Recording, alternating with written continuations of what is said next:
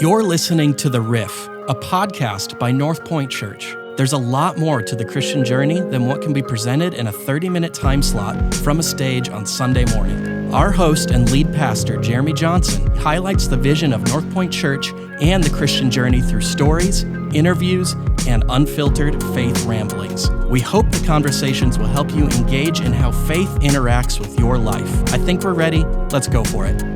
Boy, I tell you, today we are going to talk about two of the things you woke up and wanted to hear: church structure and church finances. That's right, our long-awaited episode. Hey, I got to tell you, this actually is about vision, and I think it's important for those who call North Point home. And so I hope this is going to be meaningful as you figure out what God's doing in your life through generosity and through North Point. So let's dive in. Well, welcome to another episode of The Riff. We are so thankful that you are watching. To be honest, we're thankful that anybody's watching. And I'm with Justin.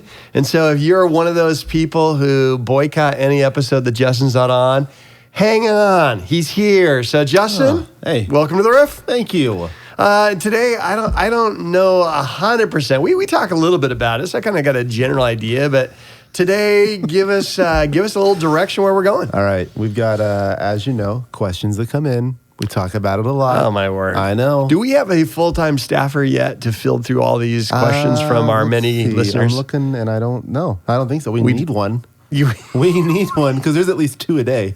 Are you kidding me? I'm not joking. I know. That's awesome. That's a lot. I know. Okay. No, we do have quite a few. And one of them that came in is asking about kind of the structure of the church. Okay. North Point specifically, and also the role of generosity.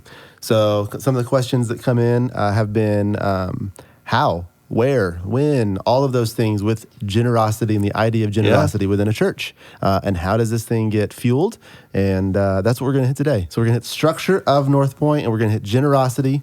Those are the two things that we're going to walk through. So is this one of those take fives that we set a record from like 31 minutes to 27 minutes? I feel like we're just going to take time, right? That's take what we time. decided? Take time. Let's just take time. Take time episode, structure and generosity, or the generosity structure. And generosity. Okay. Well, let's talk structure. Okay. So, a lot of people are... it's just become more popular. People are against organized religion recently, and so we have kept ours super disorganized, right? So, no, we do have a structure, and really what we have is we want to have clearly defined roles for our team. If when the church started, any time a church starts, and actually the average size of church in America is about 200 people, a little less than 200 people. And so church structure is going to look different based on where it is, the focus of the church, the size of the church, all these kind of factors. And so a church structure that we grew up with might not be the church structure that we are now. So North Point, I believe we have 53 staff. Whether it's one of our campuses, one of our central operations, one of our with the Dream Center, I believe it's around 53 staff. And so what we have the challenge of is make sure everyone's got a very clearly defined role with some deliverables. And so, hey, here is what we want as a staff member to bring to the table. Here's how we're going to help move the needle forward for the entire vision of North Point. And when the church was quite a bit smaller, I'm sure it wasn't as organized. It was more like a ma pa deal of everybody knew what everyone was doing, and it could be in someone's gut. But obviously, the church had grown right from the very beginning, and it's kind of a complex organization. So what we have is we have a board that provides oversight. They have a job, like they're not voting on the color of the carpet. They're not voting on the curriculum of the fourth grade class, and some church boards are more granular because of the size of our church. Our board oversees a couple things. Number one, the vision of North Point, like the ultimate vision of North Point. Like steering wheel is gripped 10 and 2. And that is to provide a safe place for people to find Jesus, to follow Jesus, and that overall vision. That's the board's job, is to oversee that, to oversee the financial health of North Point, specifically approving and oversight of our annual goal. our annual budgets. And so not necessarily, they're not authorizing every $12 purchase at Staples or anything. Is there a Staples? No. I think Staples was widely underrated. Incredible. We talk quite a bit. You bring Staples up a lot, man. Like, I don't know what it is. I don't know if there's a dream there. I don't know if there's like a...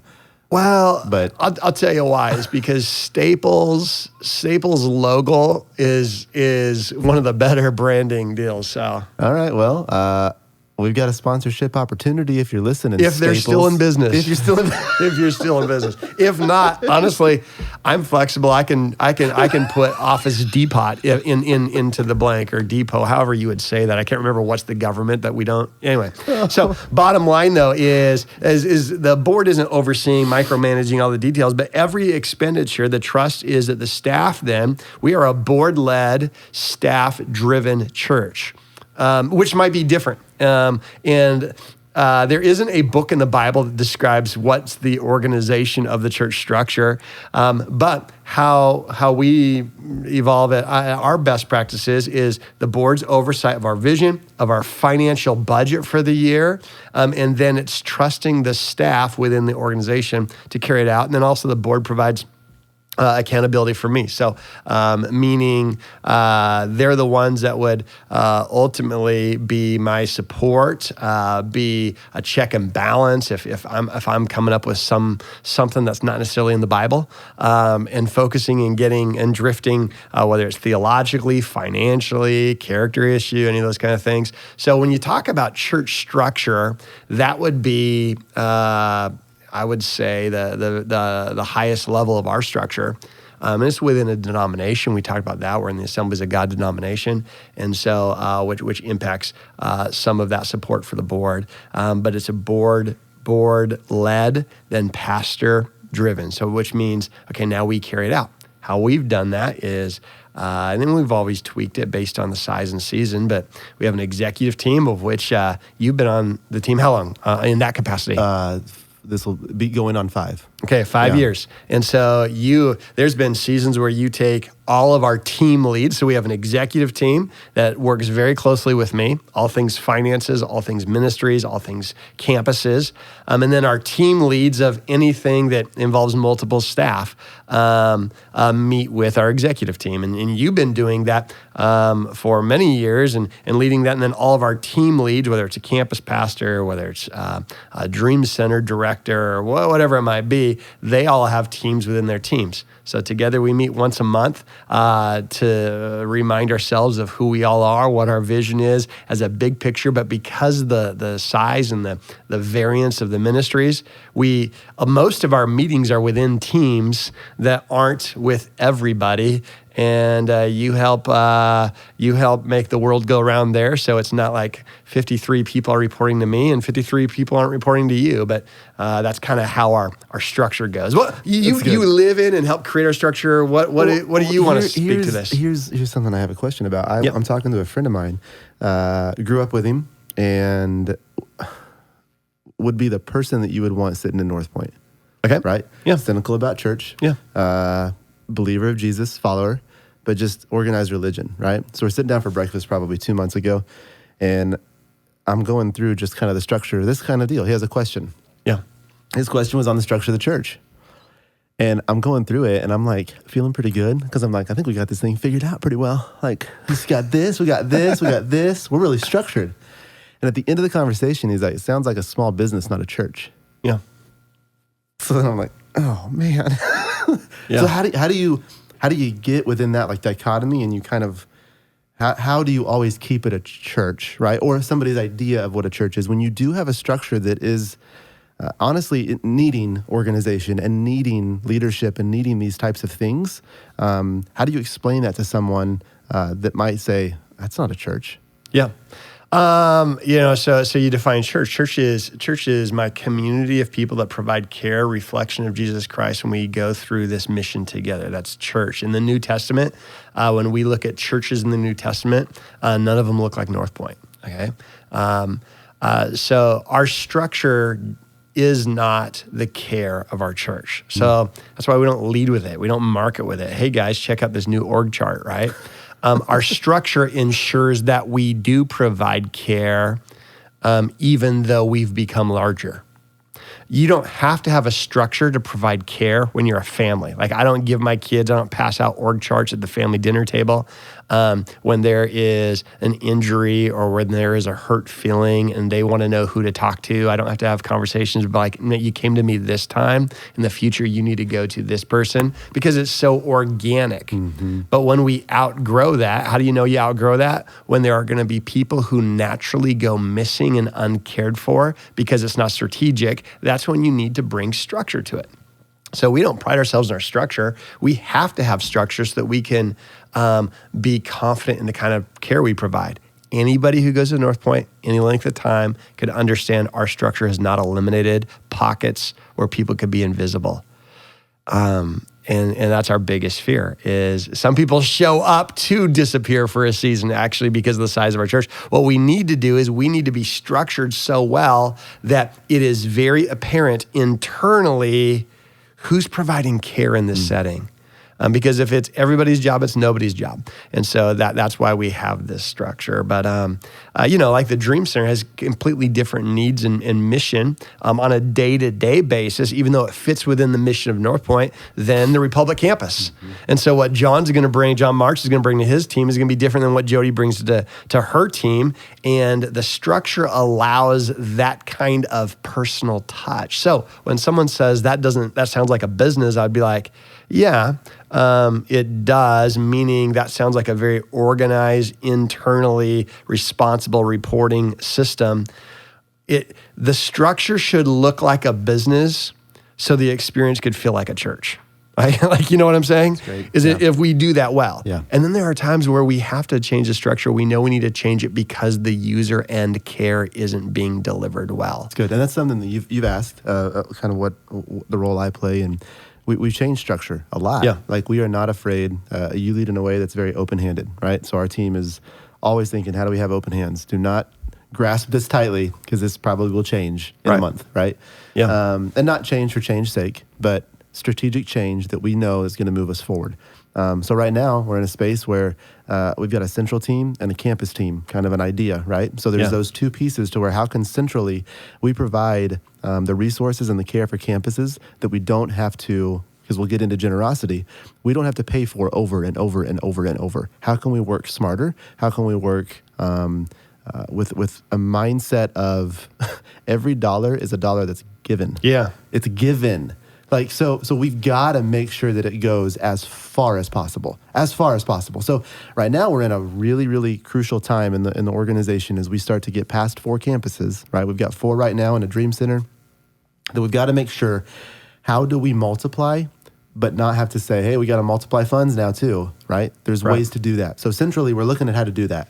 And then on the campus side, it's how can we have campus leadership that's extremely strong. So that comes from our campus pastors and the team that serves that campus. So that really, in a kind of a nutshell, is where we're at right now. And I'm excited. I'm excited about the future for it. So with that, as we kind of talk about central and talk about the financial part of it, the question was, how, when, where, what, with generosity. How does that work within? How does it flow through? All of those pieces. We have a lot of community partnerships that we work with. We have the Dream Center that lives within North Point. All of those questions, how do you walk through those pieces? Yeah. I want to hit that. There is one thing, though, it's just rattling in my brain. I've got to find a parking spot for it regarding care and why. At North Point, my prayer is that someone would provide the kind of care that reminds them of Jesus, whether it's encouragement or support, going through a time, that we will never get too big where someone who wants care can't experience that. I also realize that's probably somebody's journey during COVID when we don't know somebody and they have major loss. Mm-hmm. They felt this gap of, man, we weren't there for them. And I feel this gap of, man, I wish we were there for them. I wish we knew about it. There's some people we don't even know that are hurt from our lack of care, right? Yeah. So we need to have care. That's why we need to have crystal clear organization and communication internally so that we can have Jesus-like care on the outside. Now, I grew up in a church where if I was sick, the pastor came, right? Well, we had a church that was fairly manageable. It was probably a tough job for them. There were a couple hundred people at the church. The pastor had to be there for everyone. It's just not possible with 2,000, 3,000 people who say, this is my home. And so those who go to North Point, it is a little shift. If you come from a different experience, is who's going to provide the care in a system like this? It might look different from a previous experience. And so we got to get over who provides the care. That's why we have campus pastors. That's why we have every one of our ministry leaders, every one of our volunteers, we hope provides the kind of care that we see Jesus. So for us, we have fundamentally, because of our size, it's impossible to focus on who provides the care. What needs to happen is that we provide the care somehow. And if people could say, hey, I want to be part of a community and I want to be well cared for, I hope that would be your experience at North Point, and we just need to get better at that. But that's kind of structure. Generosity of North Point, what does that look like? One, I mean, there's probably workshops that I could probably put everybody to sleep, but I'm assuming some of you aren't listening to this right before bedtime. You're going before work, and so I can't go into too many details of financial structures. But bottom line is, with the 4 campuses, with the Dream Center, all together is about $4.5 million of vision every year. Just to be able to walk through this vision, that's the reality of it. From all the ministries, all the programming, all the resources that are going to be distributed, and then the non-exciting things like having a roof over the head for each of those campuses. Which is helpful. It's super helpful. Depends on when. Yeah, part of the year. Seasons without one, and it's better with one. In January, it's awesome. So it's a $4.5 million vision, but that $4.5 million vision is our day to day. That's not even our future. And so part of that, what does that look like? Is what we also want to include in that, and that what that does include is our ability to partner with organizations. So as people give, we say this often, as people give to North Point, they give through North Point. What that means is this: we have a commitment to be able to be financially invested as a church. Even though Dream Center is part of North Point, one of the things that we want to make sure is, even if money doesn't get specifically donated to Dream Center, because they have people who they wouldn't want to know they're giving to a church, right? And so when they designate Dream Center, it's going to go to Dream Center, right? And Dream Center programming. And a lot of North Pointers don't care. But if you're not a North Pointer and you're giving the Dream Center, we want you to know it's going to go to the Dream Center. Yeah. It's not going to go to VBS because you're inherently opposed to VBS. Okay, that's fine. But North Pointers need to know, as you give to North Point, whether you ever designate that or not, we are going to give, first and foremost, a commitment that we have to make the Dream Center happen. We will make sure all the ministry needs of the Dream Center happen. We also have other partner organizations that we are going to financially support, because we believe in their importance into the community. Some of them are outside the community, but our primary give back partnership is with the Dream Center, because that's the unique mission God has put upon us, and we are excited to partner with God in that opportunity to serve this community. We also want to then invest in other ways outside the Dream Center locally to give back through other new initiatives, and those are kind of fun. Also, just the operations of North Point. Everything that happens at North Point, whether it's a camp, whether it is a give back opportunity, whether it is weekly programming for every age and stage, all of that comes from the generosity of the many. We don't have a couple of people that carry the financial responsibility of North Point. We have thousands of people throughout the year who do their part in financially contributing. And we're not the kind of church that does a second sermon during the offering. And maybe our listeners have been to one of those. I've participated in those. I've been at churches where I knew I was on offering duty, and that means I need to take a message, and I've got 3 to 5 minutes to preach a message and land the plane that someone in the pew is going to give in the bucket. And, I get it. I've been there, and I like to respond like that, and that's fine. I think for a Christian, it's fine to be challenged to give, be motivated to give. That's totally fine. But when we say, here's our challenge, when we say to North Pointers that we're a safe place to find and follow Jesus, and people's number one challenge with church, the church is all about the money. That doesn't mean we don't talk about money, but that means that we need to be very careful and strategic how and when we do. And that we don't blindly give anyone an opportunity to say no to their journey with North Point, or more importantly, than their journey with Jesus, because they're interpreting our communication in a way that's not helpful for them. So we are never going to put pressure on the weekends to give. And if you're not someone who's like financially generous towards a church or ministries, our hope is that your experience doesn't have this weird pressure attached to it, and that you're like, cool, glad we're here. That's why we say things like, hey, as a matter of fact, if you're a guest with us, we want to do something for you. We're trying to make sure no one's like, what do they want from me? Now, here's the other thing. At the same time, we're also a church. We also are not funded by Missouri State Tax Lotto. We're not funded by any rich endowment. We're funded by the generosity of people who believe in this vision. And so if you're a follower of Jesus, I believe generosity is a big part of it, and we can talk about that. It's a big responsibility all of us have. If you're dependent based on past experience for the church to convince you every Sunday to give, this would be an easy church to be a follower of Jesus and never externally motivated or feel guilt-ridden to give. And so that's why we try and challenge North Pointers. Hey, as a follower of Jesus and someone on this ministry, your generosity needs to be strategic, not emotionally reactive, because we're not going to go down that road, but we're still built on the generosity of North Pointers. So I think this time, a podcast, we don't assume that everyone listens to this podcast as a North Pointer on this mission, but that's what the real specific target is as we produce this content. And so I think it'd be helpful to walk through that. Yeah.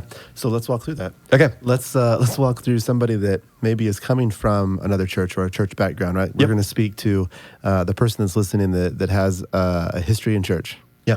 And they have been burned by weird conversations around generosity, right? Yeah. So then they come to a Sunday and there is that kind of like, okay, good. Yeah. But generosity it's been an important step for my family and myself.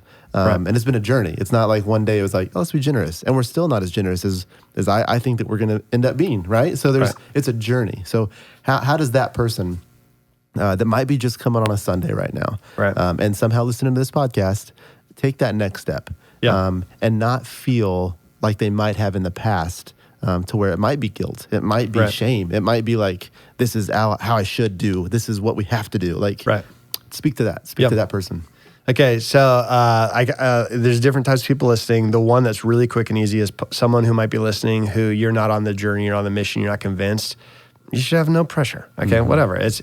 We hope that what we provide helps you find and follow Jesus. If you get to a spot in your life where you're saying, I'm on the journey with Jesus and I'm on this mission and I want to contribute, great. We're not trying to get you there. We're just trying to help you discover Jesus. So that's for those who might be listening who are on that mission. But for those who are listening who are on the North Point mission, and let me even define that. You already know where you're going to go to Easter next year, right? That's a North Pointer, right? It doesn't mean like I don't know. When do I buy a North Pointer? When you know where you're going to go, right? So it's fine. When you're excited about this vision, you feel something in your heart like, man, I like what we're accomplishing through the Dream Center. I'm not embarrassed to tell my friends about what's going on here. Okay, you're on the mission. What I would say is this: we will not. Our aspiration is we will not use guilt to motivate people. We will not try and manipulate people for money. If that's what it takes to get people to be generous, we're willing to punt that gift. Okay. Now, there are probably times where we come across because we're hitting a word that's a trigger word. And so I understand that we might come across like that for someone. My hope is we never do that intentionally because that's sick, it's gross. And so we're going to strategically try and avoid anything that smacks of manipulation or guilt, because I believe when we give because we have to, one, we don't get anything out of it as a giver, and two, God's not honored by that. It's a cheerful heart it does good like medicine, right? When we give with generous out of the abundance of our heart, that's what's healthy. So we're not going to do that. If you come from a church and that was the expectation, we talk about tithe in our church history, you're not going to hear me talk a lot about the tithe. Because I don't fundamentally believe that there is a 10% tax from God on everybody. Now, side note, I tithe, and I expect all of our staff to. Why? Because that's how this mission is supported by the generosity.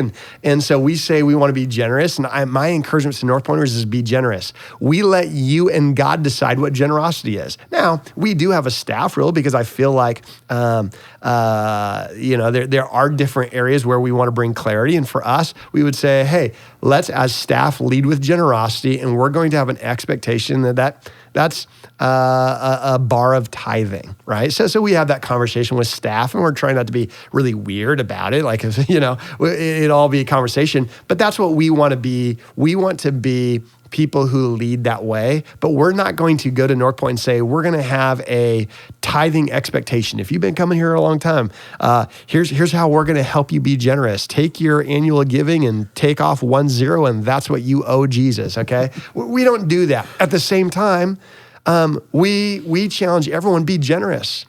What is that magic percentage? I don't think there is one. The Old Testament was 10%.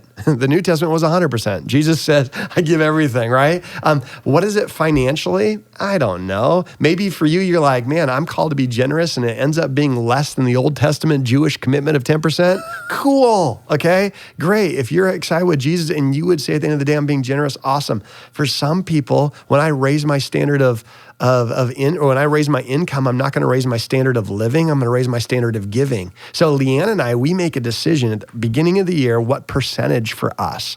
And we don't lead with that as far as like what percentage. We don't talk about that because we don't want to make it some weird competition. But for us, we always started when we were younger with 10% because we felt that was our church tradition.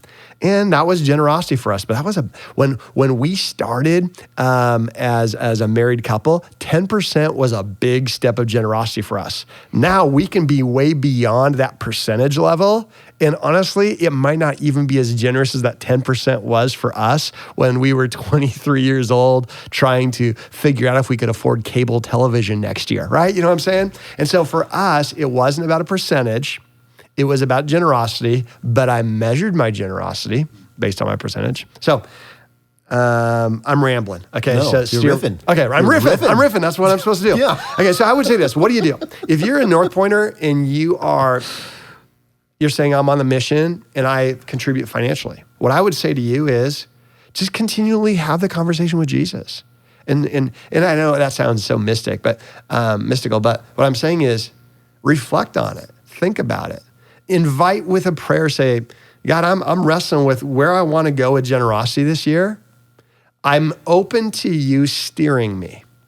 That's all. And then if you get an impulse that you can't shake, not out of guilt and not out of, man, I feel like I got to give everything. I'm not saying that. I'm just saying, hey, think about it. Don't do anything out of emotion, but in your heart, decide what you want to do and then be excited about it. Make a goal. So Leanne and I, we set a goal every year that we talk about and we wrestle with. And then there are sometimes that things come up, we're like, is this unexpected gift or is this opportunity something that we can be more generous with? Now, not all of our generosity goes to North Point either. So, and I'm not telling North Pointers, all your generosity must go to North Point. I would say that I hope that North Pointers figure out a way to let their generosity fuel the vision of North Point, but I also hope that you're generous in other aspects as well. If you've never given financially and you're like, but I serve, I would say this, awesome, your serving could fuel the vision. Also, I would challenge you at some level. Do you say, it's that mentality, am I billing God for my time? Like, hey, now we're good, So I feel like there's ways to be generous outside of my treasure. It could be my talent, my time. At the same time, I would say, I think financial generosity is a great thing to start if you haven't. Just I would just pick a starting board and go with it and let it be an act of worship for you. Don't do it out of guilt. Don't do it out of expectation. Do it out of you believe in a mission. You believe that God is the owner of everything I have, and I want to give back to him. And he's provided it all, and I want to be generous. So I would say pick a place to start if you believe in the vision. If you don't believe in the vision and you don't trust where it's going to go, I would say, and I'm not even being sarcastic, that would be a bummer place to go to church. Like if I didn't ultimately trust, if you don't trust where it's going to go, don't give.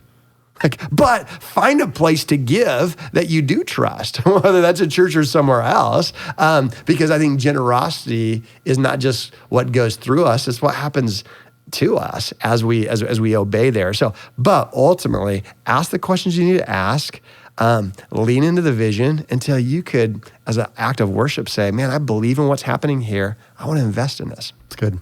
I mean, a lot of questions around it, right? I've talked to people where they're like, oh, I'm so glad we don't talk about money. Yes. I've talked to people who are like, we need to talk about money. So it's so interesting to see that. To kind of wrap this up, for people that might be looking for more information, right? Yeah. Annual reports come up a lot. Information on where do people find pieces like this? What are we going to provide in the next coming year? What are going to be those tools for people to see if they do have questions of where does it go? How does it get used? Like specific, right? So are we coming up with anything in the next, say, year in your mind that will help somebody down that journey? Yeah, my hope would be that we're able to provide as many tools as possible. One very practical one would be at the end of January every year, we'll have a letter that goes along with someone's generosity statement, and it'll highlight some of the big initiatives that this mission together we've been able to accomplish. And I know that's not a detailed deal.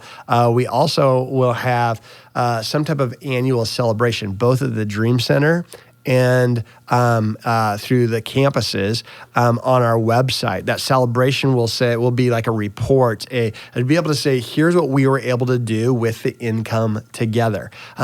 And what we try and accomplish there is answer the major questions and give a picture of the major progress of the ministry.